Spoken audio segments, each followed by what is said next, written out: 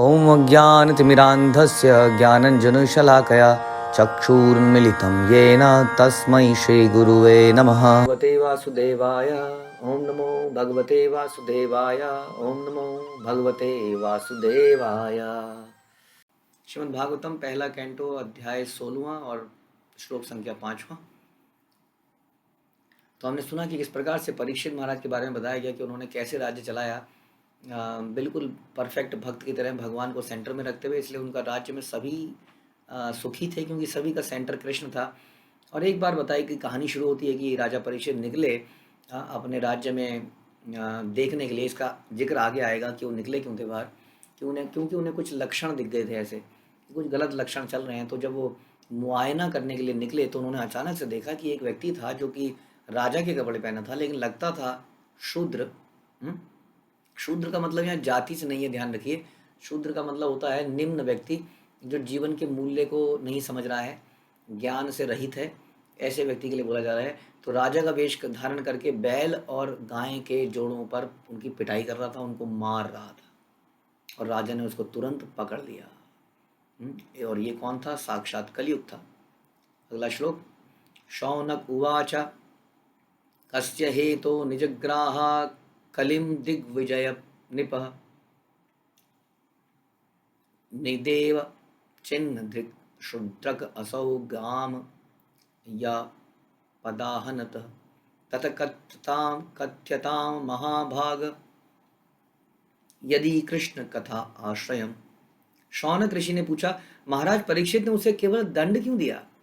तो अभी इससे पिछले श्लोक में हमने सुना कि महाराज परीक्षित ने उसका हाथ पकड़ लिया, उसको दंड देने लगे।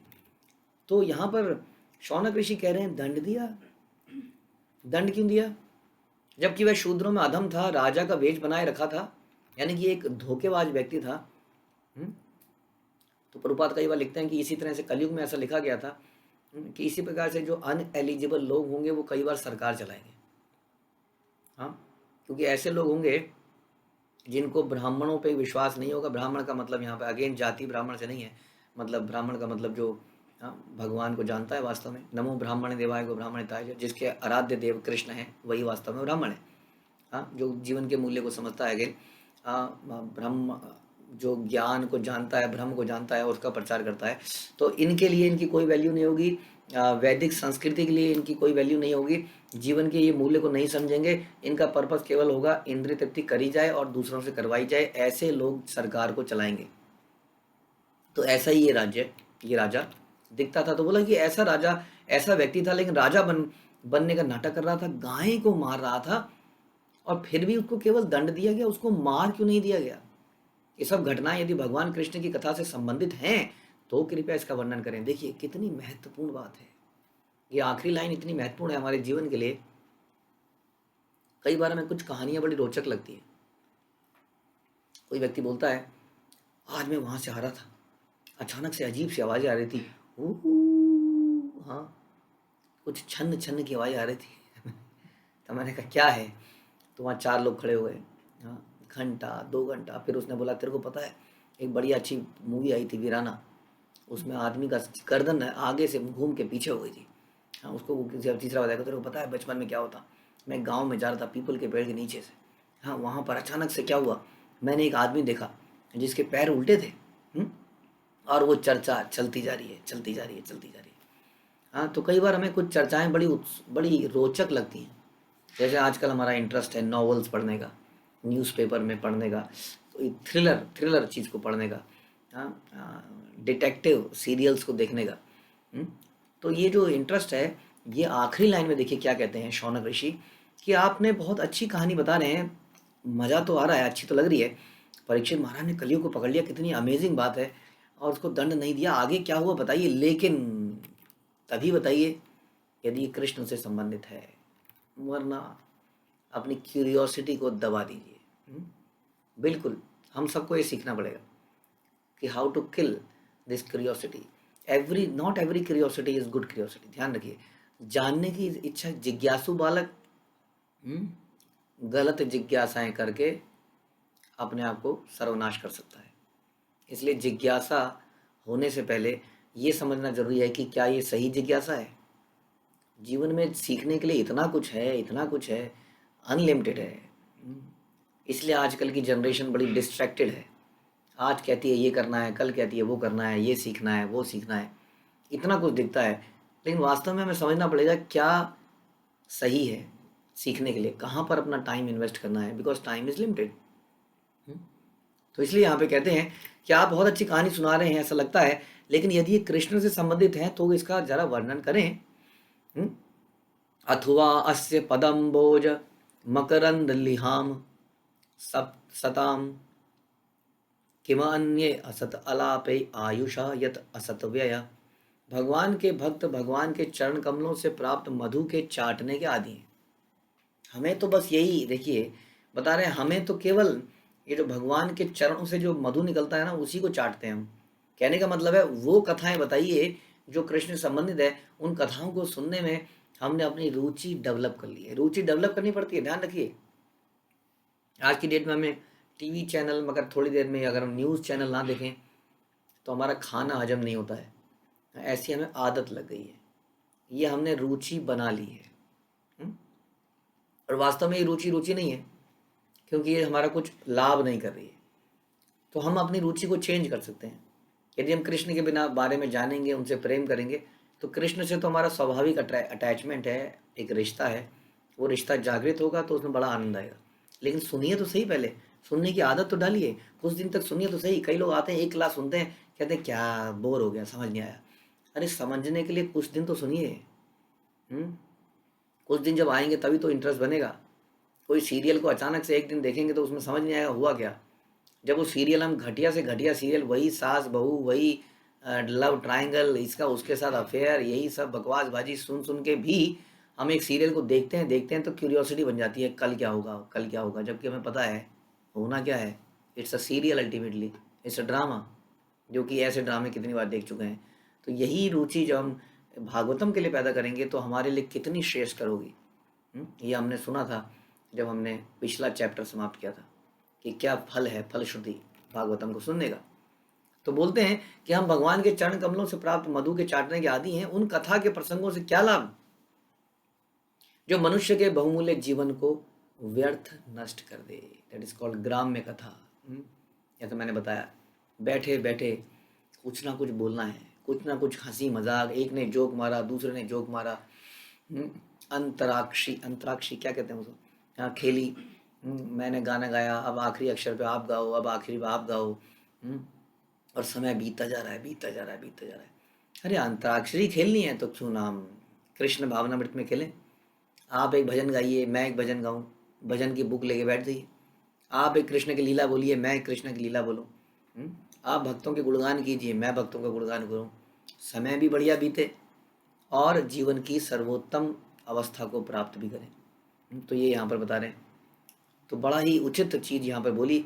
उसके बाद शूद्र आगे बोलते हैं, हे सुत गोस्वामी, शूद्र आयुषाम नृणाम अंग मरियानाम ऋतम इच्छाताम यह अपहूता भगवान मृत्यु शामित्र कर्मणि।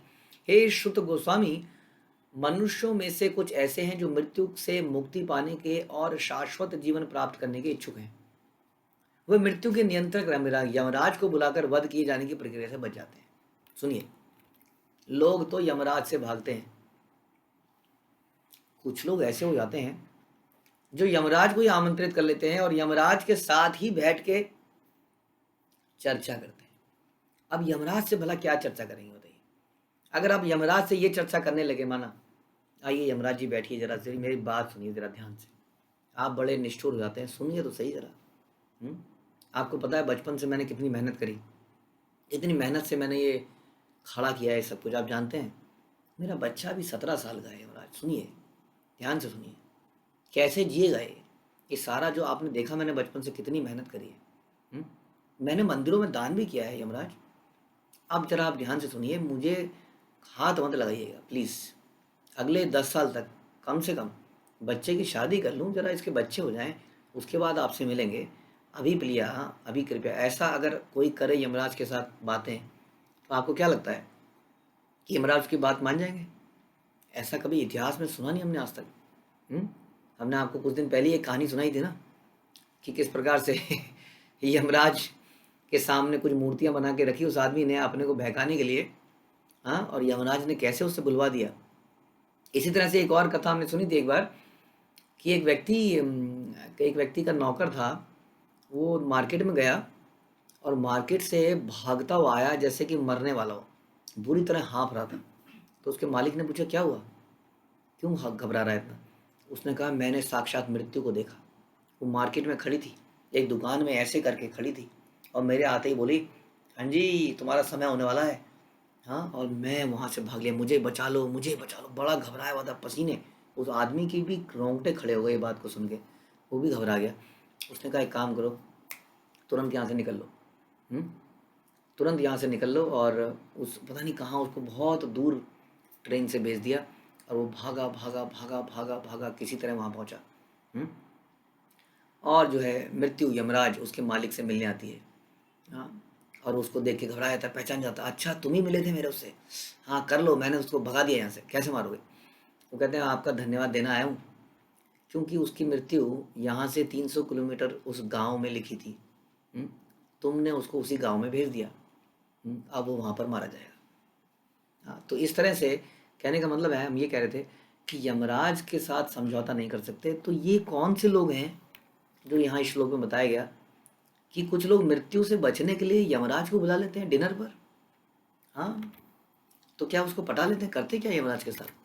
यही महत्वपूर्ण समझने की बात है। आपने पिछला भागवतम के अध्याय पढ़े, आपने सुना किस प्रकार से यमराज के अवतार थे।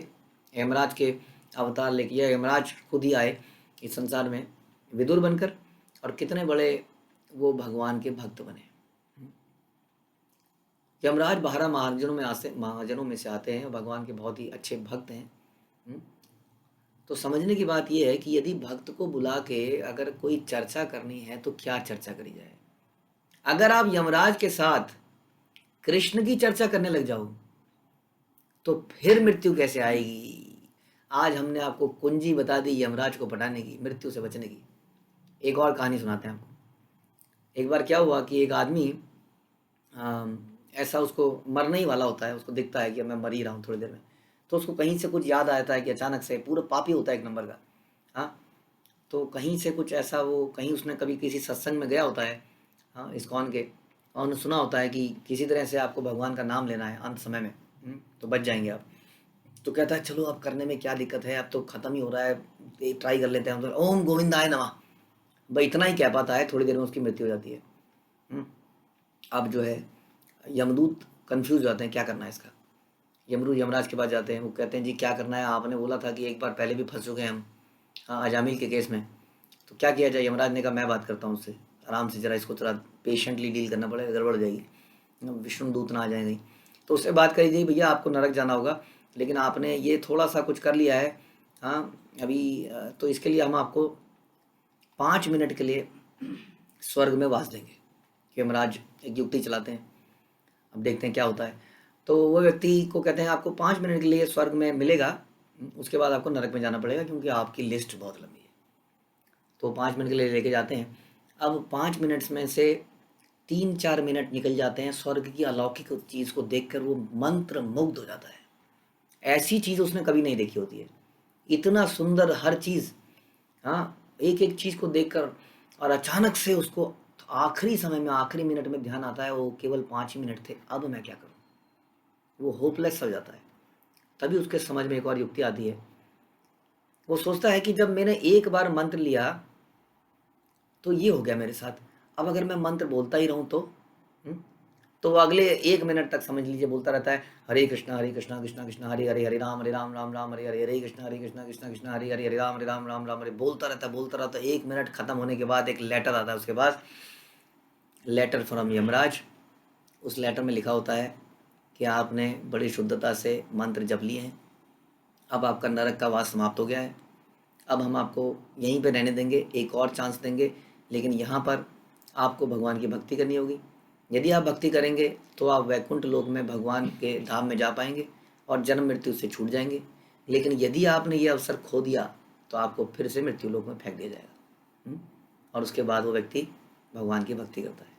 तो यानी कि अगर आपको मृत्यु से बचना है वास्तव में, तो वैज्ञानिकों की तरह काम करने से नहीं चलेगा। जो वैज्ञानिक किसी केमिकल से किसी तरीके से आदमी की को अजर अमर बनाने का प्रयास कर रहे हैं, यमराज उस वैज्ञानिक को ही थोड़े समय में मार देते हैं और वो व्यक्ति ही चला जाता है। कितने व्यक्ति ऐसे आए जो अमरता के होने के लिए प्रयास किए, आए और चले गए। और ये क्रूर मृत्यु किसी के ऊपर रहम नहीं करती है। यदि यमराज के साथ वार्तालाप करनी है तो भगवान के भक्त हैं, यही एक तरीका है। यदि आप भक्ति करेंगे तो इस मृत्यु से बच सकते हैं। कैसे? क्योंकि दोबारा जन्म नहीं लेना पड़ेगा। ये हमारी जीवन का आखिरी मृत्यु होगी और इसके बाद यदि हम प्रयास करेंगे, लेकिन उसके लिए हमें अथक प्रयास करना पड़ेगा। तो यहाँ पर यही बता रहे हैं कि मनुष्यों में से कुछ ऐसे हैं जो मृत्यु की से मुक्ति पाने के लिए शाश्वत जीवन के लिए इच्छुक होते हैं। वे मृत्यु के नियंत्रक यमराज को बुलाकर वध किए जाने की क्रिया से बच जाते हैं। तो इस प्रकार से वो बच जाते हैं। न कश्चित म्रियते तावत यावत आस्ते इह अंतका इतत् अर्थम हि भगवान आहुता परम ऋषि अहो निलोके पीयते पीयेत हरि लीला अमृतम बचा। जब तक सबों की मृत्यु के कारण यमराज यहाँ पर उपस्थित हैं तब तक किसी की मृत्यु नहीं होगी। अब यमराज आपके साथ बैठकर भगवान की कथा सुन रहे हैं। अब सुनिए कहाँ मृत्यु, कैसे मृत्यु होगी, यहीं पर तो बैठे हैं। हाँ, अब यमदूत भी अपने मालिक के सामने कैसे किसी को उठा के ले जाएंगे? कितना बढ़िया है। यमराज को ही कथा में बिठा लिया, आओ जी आप ही बैठ जाओ, कौन मरेगा अब। ऋषियों ने मृत्यु के नियंत्रक यमराज को आमंत्रित किया है, जो भगवान के प्रतिनिधि हैं। उनकी पकड़ में आने वाले सारे जीवों को भगवान की दिव्य लीलाओं की इस वार्ता के रूप में मृत्यु रहित अमृत का श्रवण करने का लाभ उठाना चाहिए। लेकिन इसके लिए क्या करना पड़ेगा? इसके लिए हमें भगवान की कथाओं को सुनना पड़ेगा, उनके नामों को जपना पड़ेगा। तो इस प्रकार से हम इससे बच सकते हैं। मंदस्य मंद प्रज्ञस्य वया मंद आयुषा च वे निद्रया ह्रियते नक्तम दिवाच व्यर्थ कर्म भी। अल्प बुद्धि तथा कम आयु वाले आलसी मनुष्य रात को सोने में तथा दिन को व्यर्थ के कार्यों में बिता देते हैं। कौन व्यक्ति हैं ये लोग? अल्प बुद्धि, कम आयु वाले, आलसी। ये रात को सोने में और दिन को व्यर्थ के कार्यों में बिताते हैं। लेकिन यदि उनसे पूछो कि आपके पास समय है तो क्या बोलेंगे? टाइम नहीं है, I have no time to chant. आपकी क्लास सुनने का टाइम नहीं है। लेकिन पूरा दिन उनका व्यर्थ के काम में निकल जाएगा। वाकई में ऐसे कामों में निकल जाएगा जिससे वो मृत्यु रूपी इस भयानक खतरे से बचा नहीं पाएंगे अपने आप को। फिर भी वो पूरे दिन बिजी रहेंगे। प्रभुपाद बताते हैं कि अल्पज्ञ लोग मनुष्य जीवन के वास्तविक महत्व को नहीं जानते। भौतिक प्रकृति के द्वारा जीव पर दुखदायी कठोर नियम लागू करने की प्रक्रिया के दौरान जीव को मनुष्य जीवन प्रदान करना प्रकृति का एक विशेष उपहार है। जो हमें मनुष्य जीवन मिलता है ना, ये प्रकृति का एक विशेष उपहार है, क्योंकि इसके पहले हमने नरक जैसी जिंदगी जी है। जानवर योनि में, कीड़ा योनि में, पक्षी योनि में। हाँ, कीड़ों की क्या जिंदगी है सोचिए। मैं चल रहा हूँ कीड़े की तरह, आराम से चल रहा हूँ, अपना जीवन है, मेरा एक परिवार है, छोटे छोटे कीड़े हैं, सब सड़क पे ऐसे ऐसे चल रहे हैं। अचानक से मुझे कोई आता है, पड़क के उठा के खा जाता है। बताइए, मेरी कोई इंटीमेशन, कोई इंश्योरेंस, कुछ नहीं, नथिंग। आए और खा गए। बताइए क्या जीवन है? जिंदा ही, खाने से पहले मृत्यु भी नहीं आई है, पेट में जाकर ही मृत्यु आती है। तो ऐसा जीवन हमने कितना बिताया है। तो मनुष्य जीवन उसके बाद जो हमें मिला है वो एक विशेष उपहार है। यह जीवन के सर्वोच्च वरदान को प्राप्त करने, अर्थात बारंबार होने वाले जन्म और मृत्यु के बंधन से निकलने का अच्छा अवसर है। मैंने आपको बताया था कि लाइफ एक जंक्शन की तरह है। मनुष्य जीवन जंक्शन में ट्रेन कहीं भी जा सकती है। जंक्शन से पहले पटरी सीधी सीधी आगे आगे आगे आगे आगे आगे। हाँ, तो जानवर की योनियाँ ऐसी हैं, वो केवल आगे ही जाता है, धीरे धीरे ऊपर उठता है, ऊपर उठते उठते उठते उठते उठते मनुष्य योनि तक पहुंचता है। जानवर की योनि में नीचे गिरने का खतरा नहीं है, लेकिन मनुष्य की योनि से नीचे या ऊपर।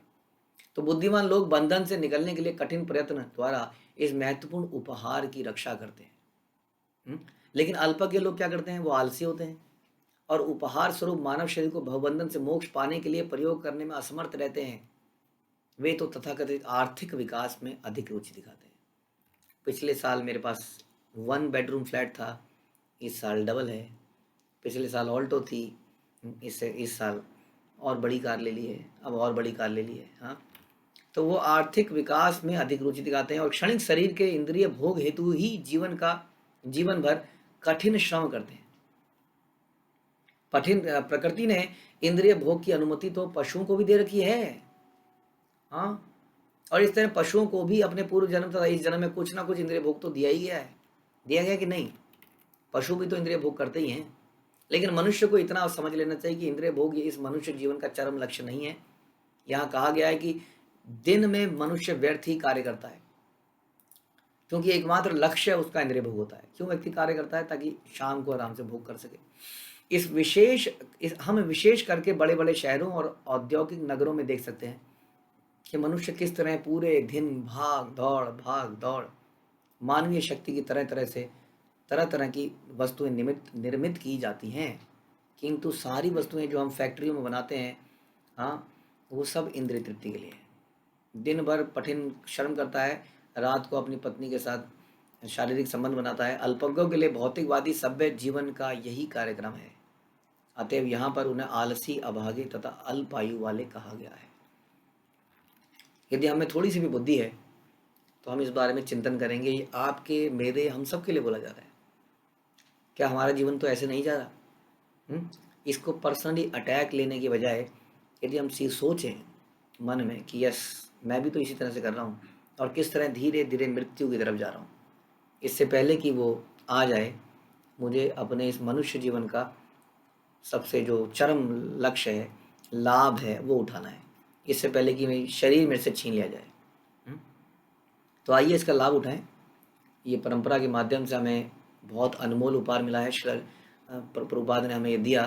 चैतन्य महाप्रभु स्वयं भगवान का अवतार लेकर संसार में इस उपहार को हमें देने आए, बड़ा ही आसान बना दिया है।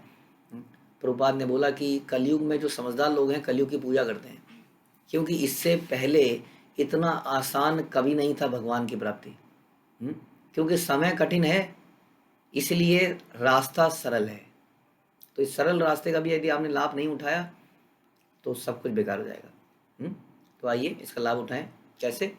हरे कृष्णा कृष्ण कृष्ण हरे हरे, हरे राम राम राम हरे हरे। श्रील प्रभुपाद की जय। ग्रंथराज श्रीमद् भागवतम की जय।